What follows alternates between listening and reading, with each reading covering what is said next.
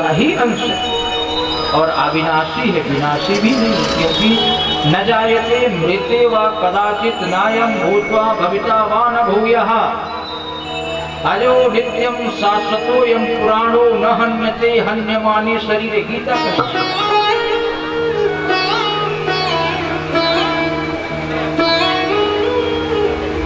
यह जो आत्मा है न जायते म्रियते, न तो उत्पन्न होती न मरती, अविनाशी। नैनम गहति पावकः इत्यादि तमाम उदाहरण न चैनम क्लेदयन्त्यापो न शोषयति मारुतः नैनम छिन्दन्ति शास्त्राणि नैनम गहति पावकः। तो ये है जो जीव है ये भगवान का ही अंश है।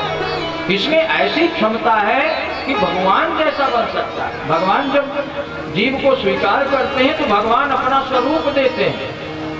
भगवान नारायण के पास केवल एक विशिष्टता है कि वनमाली है भगवान। एक पहचान भगवान की वनमाला की, अन्यथा उनके जितने पार्षद होते हैं वो सब चतुर्भुज होते हैं।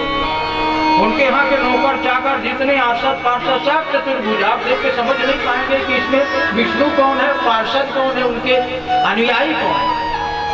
एक ही पहचान है, वो वनमाला पहने रहते हैं और वो वनमाला यहाँ से लेकर गले से लेकर पैर तक होती है। आपाद लंबनी माला वनमाला प्रत्यक्ष से वनमाला। ये जो माला है ये साधारण माला है, जो पैर तक माला होती है उसको वनमाला कहा जाता है। वनमाली घनश्यामो, भगवान कृष्ण को भी वनमाली कहा गया।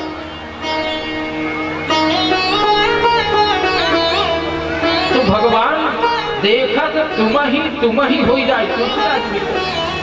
आपको यदि प्राप्त करता है तो तन्मय हो जाता है, आपमय हो जाता है, ईश्वरमय हो जाता है।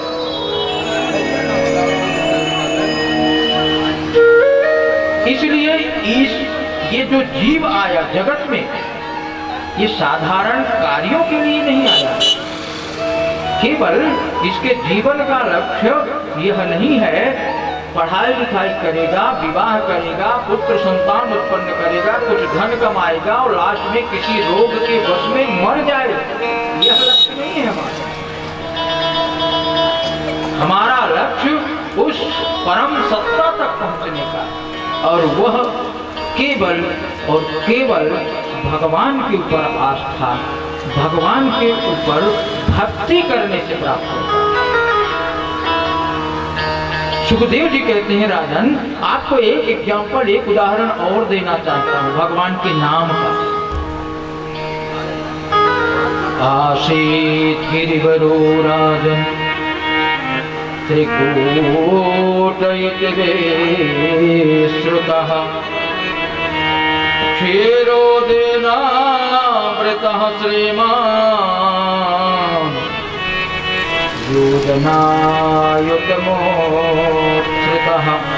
उन्होंने एक और उदाहरण के द्वारा समझाने की कोशिश किया। राजन आसीत् गिरिवरो राजन त्रिकूट इति विस्तृतः।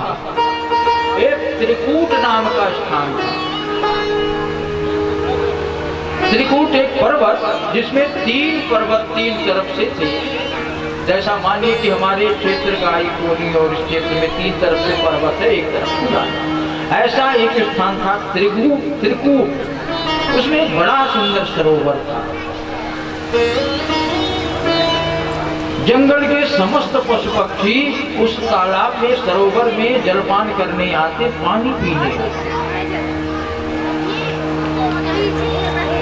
एक दिन गजेंद्र जो अपनी यूथ का, हाथियों का झुंड होता है जिसे यूथ बोलते हैं, यूथ का जो नायक था, सेनापति था, वो अपने झुंड के साथ, यूथ के साथ उस सरोवर में पानी पीने पहुंचा। हाथियों का स्वभाव होता है कि वो पानी पीते हैं तो सिर्फ पानी नहीं पीते, फिर सूर में भरकर अपने शरीर में डालते हैं और यदि जल से बाहर निकले तो लौट भी लेते हैं। मन्ने कुंजर शौचवत लिखा है कि हाथी का स्नान मानिए कि स्नान ही नहीं है। बहुत देर तक अपने झुंड के साथ वह हाथी, हाथिनियों के साथ उसमें जल क्रीड़ा किया। पानी पिया।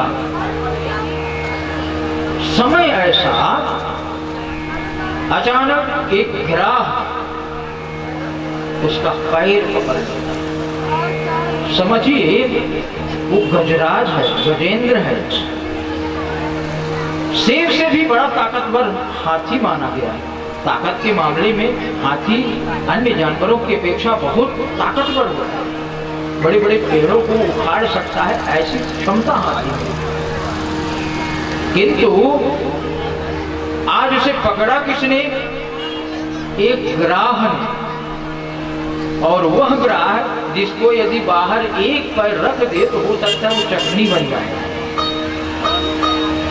किंतु विशेषता या शिक्षा क्या है कि सबको अपने अपने स्थान में ताकत होती है। शास्त्र कहते हैं स्थान प्रधानम न बल प्रधानम स्थाने स्थितः का पुरुषोपि सिंहः। स्थान की प्रधानता